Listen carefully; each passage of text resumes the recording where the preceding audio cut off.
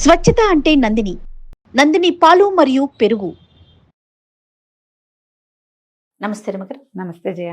రమగారు, రొటీన్గా కొన్ని పనులు చేస్తూ ఉంటాం మనం కదండి. ఆఫీసులకి వెళ్ళేవారు మార్నింగే లేవటం, పిల్లల్ని రెడీ చేసుకోవటం, వాళ్ళు రెడీ అవ్వటం, బాక్సులు పెట్టుకోవటం, ఆఫీస్కి వచ్చేయటం, మళ్ళీ ఇంటికి వెళ్ళటం, మళ్ళీ నైట్కి ఏం వండుకోవాలి, ఏం తినాలి, రేపటి బాక్సులు ఏంటి.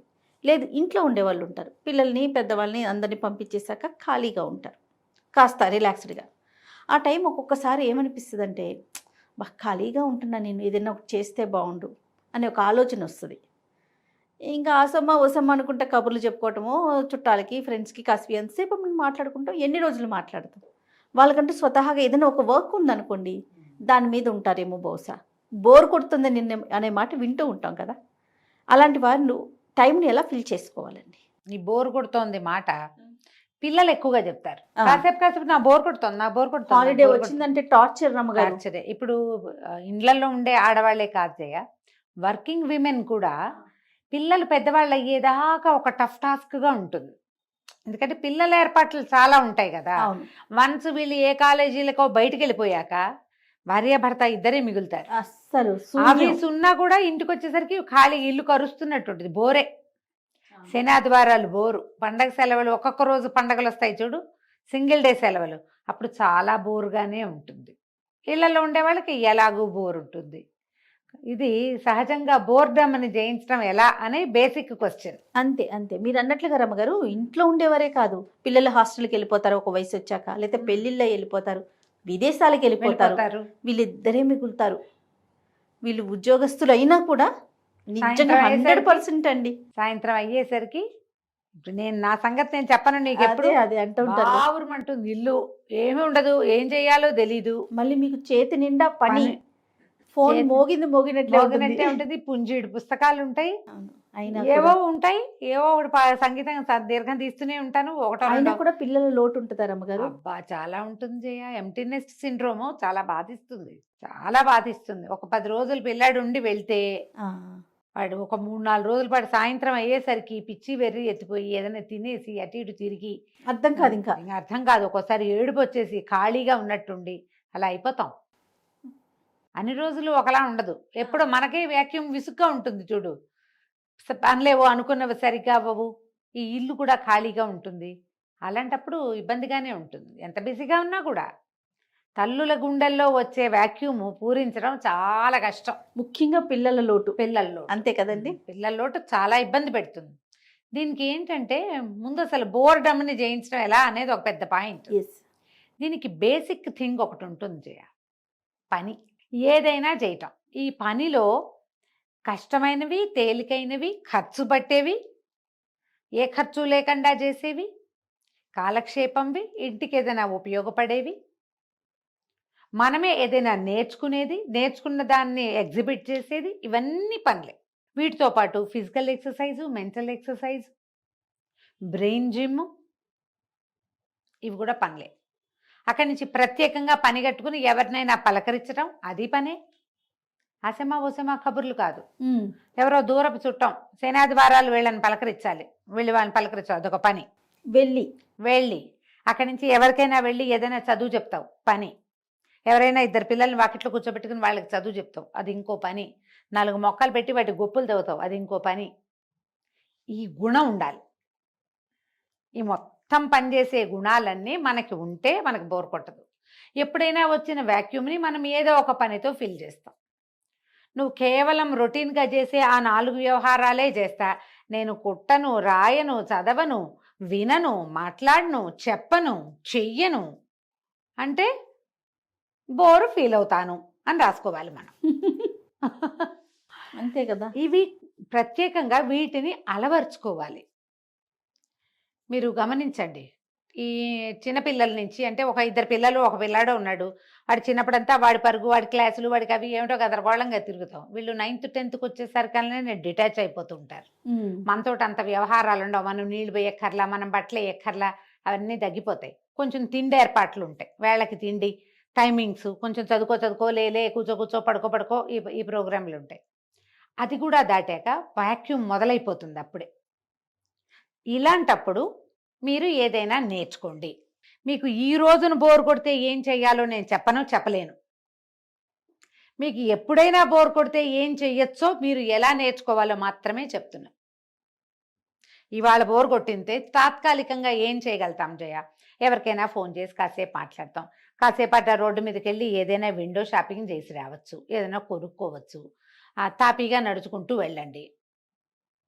ఎక్కువ కార్లు గిర్లు పట్టుకెళ్ళదు, ఏదో కొంచెం క్యాష్ పట్టుకెళ్ళి కాసేపు కాలక్షేపం నడిచి తిరిగి ఏమైనా చేస్తే కొంచెం వాక్యూమ్ ఫిల్ అవుతుంది.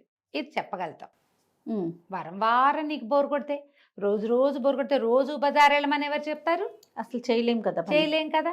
ఏదైనా వింటము, ఏదైనా నేర్చుకోవటం, ఇవన్నీ బోల్డ్ ఉన్నాయి కదా కార్యక్రమాలు. వీటిలలో దేంట్లో మీ మనసు రంజిల్లుతుందో ఆ క్రియ ఒకటి కాదు, అవి మల్టిపుల్ థింగ్స్ ప్రాక్టీస్లో పెట్టుకోండి. ఓకే. ఏదో ఒకటి నేర్చుకుంటా అంటే ఒకటి మీకు కాలక్షేపాన్ని ఇవ్వదు, ఒకటి కొన్నాళ్ళకి రొటీన్లోకి వెళ్ళిపోతుంది. మీకు మొక్కలు పని ఉందనుకో, అది రొటీను. మీ వంట చేసుకోవటం, మీ పూజ చేసుకోవటం లాగా మొక్కలు రొటీన్. ఈ రొటీన్కి భిన్నంగా ఇంకొకటి ఉండాలి మీకు. ఇన్ని పెట్టుకుంటే ఏమవుతుంది, ఈ మల్టీ టాస్కింగ్ వల్ల బ్రెయిన్ ఆక్యుపైడ్గా ఉంటుంది. దీంతో మీకు చాలా ప్రయోజనాలు ఉంటాయి. మనకి అన్నాం, మీకు అంటే నేనేదో నా గురించి చెప్తున్నట్లేదు కదా, నాకు కూడా నేనైనా చేస్తా అదే.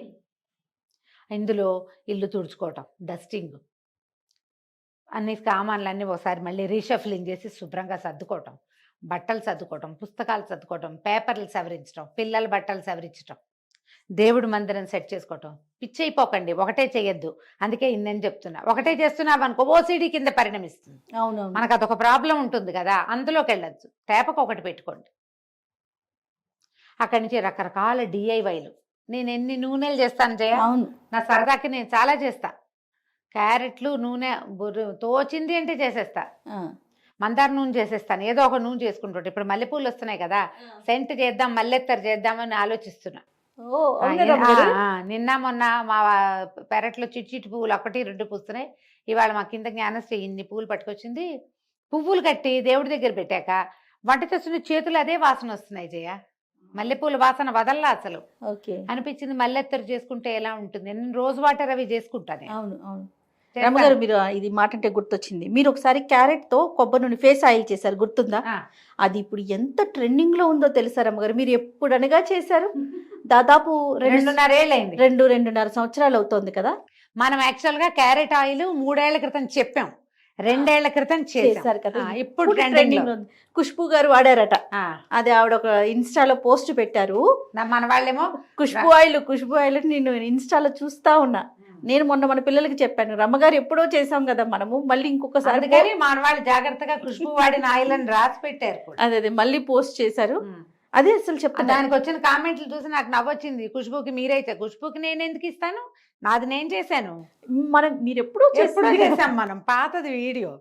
వీళ్ళతో వాళ్ళకి తెలియదు కదా, వెళ్ళలేదు కానీ. బట్ ఆయిల్ ట్రెండింగ్ లో ఉంది, మళ్ళీ పోస్ట్ చేయండి అని చెప్పాను.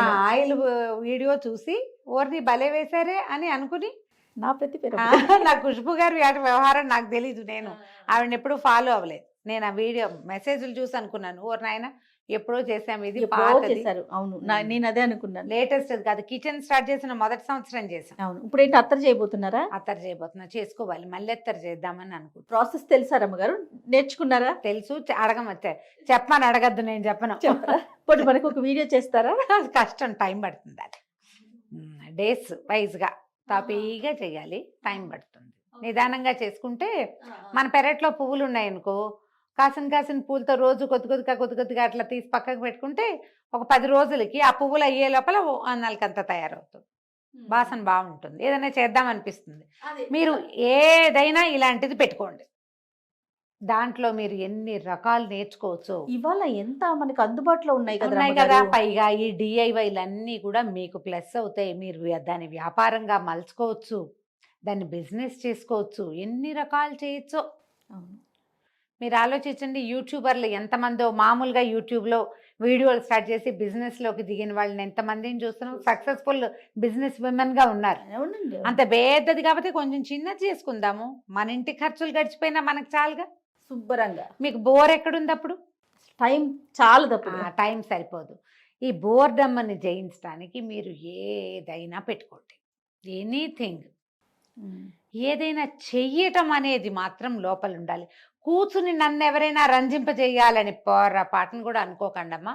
అవన్నీ ఆ బరువులు మీ నడువులోకి పొట్టలోకి వస్తాయి. లావెక్కిపోతారు మనుషులు. దానివల్ల ఆరోగ్యం ఉండదు. మీరు ఇలా యాక్టివ్గా ఉంటే మనకేంటంటే ఈ మధ్యకాలంలో అందరూ డిమెన్షియా, అల్జైమర్స్ వాటి బారిన పడుతున్నారు. అవును. ఈ సమస్యలు రాకుండా ఉంటాయి. మొనాటని ఎప్పుడు ఒకేలా ఉండటము, ఏ కొత్తదనము లేకపోవటము, ఒంటరితనము, మాట్లాడడానికి మనుషులు లేకపోవటము, ఎవరు లేరో నాకు అన్న దిగులు, ఈ ఎంప్టీనెస్ సిండ్రోము, ఇవన్నీ కలిసి మిమ్మల్ని పిచ్చి వైపుకి లాక్కెళ్తాయి. పిచ్చి అయిపోం, ఆ దారికి వెళ్తాం. వైపుకి వెళ్ళిపోతాం. సుఖమేది, సంతోషమేది. అంతే. ఉన్నన్నాళ్ళు మనం హ్యాపీగా ఉండాలి. పిల్లలు మనతో ఉన్నా హ్యాపీగా ఉండాలి, పిల్లలు లేకపోయినా హ్యాపీగా ఉండాలి. అసలు మనతో మనం హ్యాపీగా ఉండడం ఎలా అనేది ప్రాక్టీస్ చేయండి. దానికి మీరు ఏం నేర్చుకున్నా, ఏం చేసినా మంచిదే. ఓకే. కానీ చెయ్యడం అనేది మాత్రం మానద్దు. మీరు ఏదైనా చేస్తూ ఉంటే అంతగా బాధించదు, బోరు. అప్పుడప్పుడు కాస్త ఇబ్బందిగా ఉంటుంది. అలాంటప్పుడు ఏముంది, గాల్లోకి నడుచుకుంటూ వెళ్ళిపోండి బయటికి. బయటికి వెళ్ళండి, ఓ గుడిలోకి వెళ్ళరండి. రోజు అదే పనిగా గుడి పిచ్చే పెట్టుకోవద్దు. కొన్నిసార్లు గుడికి వెళ్ళండి, ఓసారి బజార్ వెళ్ళండి, ఏ ఫ్లవర్ మార్కెట్కి వెళ్ళండి. దూరం బేగం బజార్, మనకైతే బేగం బజార్లు అవి ఉన్నాయి, ఎంత కాలక్షేపం అయిపోతుందో. ఇది వరకైతే నేను మాల్స్కి వెళ్ళేదాన్ని జయ, ఇప్పుడు మా బయటికి వెళ్ళే పరిస్థితి పోయింది. కానీ నేను దాన్ని కోల్పోయా. ఎక్కడికైనా వెళ్తే అసలు నన్ను గుళ్ళోకి వెళ్తే దేవుణ్ణి కూడా సరాసరి చూడనివ్వటల్లా, అదో పెద్ద సమస్యగా ఉంటుంది. అందుకని నేను ఇవన్నీ పోగొట్టుకున్నాను. కొత్త ఊరు, ఏదైనా ఊరు వెళ్తే మాత్రం నేను అసలు రూమ్లో పడుకోవడం ఇష్టమే ఉండదు జయ. నాకు తిరగాలనిపిస్తుంది. పిచ్చిగా తిరుగుతాం మేము, అటు ఇటు బాగా తిరిగేసి కాళ్ళు పీక్కొచ్చేదాకా తిరిగి అప్పుడు వెళ్ళి పడుకుంటాం. ఇక్కడ అవకాశం లేదు కాబట్టి మీరు ఇది ప్రాక్టీస్ చేస్తే బోరు అస్సలు ఉండదు. అదంటే ఏమిటి అని అడుగుతారు మీరు. నిన్న మొన్న అనుకుంటాను, నేను కీర్తి లంచ్కి వెళ్తున్నాం రమ్మగారు అని చెప్పాను. టెర్రస్ గార్డెనర్ రాజకుమారి గారి ఇల్లు ఒకటి నేను చేసి వచ్చాను ఇక్కడ మన శ్రీనగర్ కాలనీలో. ఆవిడే ఇన్వైట్ చేశారు మమ్మల్ని, తర్వాత మన TV5 కళ్యాణి గారిని, వీళ్ళంతా గార్డెనర్ ఫ్రెండ్స్ అనమాట. టెర్రస్ గార్డెన్ చేసేవాళ్ళు ఒక గ్రూప్ పెట్టుకున్నారు. ఇట్లా మమ్మల్ని కూడా ఇన్వైట్ చేస్తే వెళ్ళాం. అంతా మీ ఏజ్, ఒక 5 ఏళ్ళు అటు ఇటుగా, పెద్దవారు కానీ చిన్నవారు కానీ. ఒక్కరు కూడా ఖాళీగా లేరు రమ్మగారు. టెర్రస్ గార్డెన్ రన్ చేసుకుంటున్నారు కొంతమంది, అట్లా కాలక్షేపం. పికిల్స్ పట్టుకుంటున్నారు, రియల్ ఎస్టేట్ బిజినెస్ చేస్తున్నారు, తర్వాత పర్ల్స్ కానీ ఆర్నమెంట్స్ సేల్ కానీ ఇలాంటి. అంటే ఒక 4-5గురితో మాట్లాడా, 4-5 కూడా ఇట్లాగే పిల్లలు చదువులు అయిపోయి సెటిల్ అయిపోయిన పిల్లలు. వాళ్ళు మాత్రం ఎవ్వరు ఖాళీగా లేరండి. ఎవరి అసలు ఎంత నాకు భలే హ్యాపీగా అనిపించింది. యాక్టివ్గా ఉన్నారు రమ్మగారు, యాక్టివ్గా ఉంటారు. సొంత ఖర్చులు వెళ్ళిపోతాయి, మన కాళ్ళ మీద మనం నిలబడుతున్నామని ఉంటుంది. ఆత్మనిర్భరత అంటారు చూడు, అది ఉంటుంది. హ్యాపీగా ఉంటారు, బ్లిస్ఫుల్ గా, నలుగురితోటి మాట్లాడతాము, హ్యూమన్ రిలేషన్స్ బాగుంటాయి. చక్కగా కావాలనుకున్నప్పుడు ఇట్లా గుంపు అంతా కలుస్తున్నారు, ఏదో లంచ్ డిన్నర్ అరేంజ్ చేసుకుంటున్నారు, కష్ట సుఖాలు మాట్లాడుకుంటున్నారు. చాలా హ్యాపీగా అనిపించింది వాళ్ళని చూసినప్పుడు. అట్లా టైం చూడండి ఎట్లా స్పెండ్ చేస్తున్నారు అనేది. మరి మనం యువతరులలో చూసి నేర్చుకోవాల్సింది అదే కదా. అంతే కదా. ఆలోచించండి, ముందు రకరకాల పనులు చేయటం ఎలా అనేది ప్రాక్టీస్ చేయండి. తప్పకుండా రమ్మగారు. నమస్తే. నమస్తే.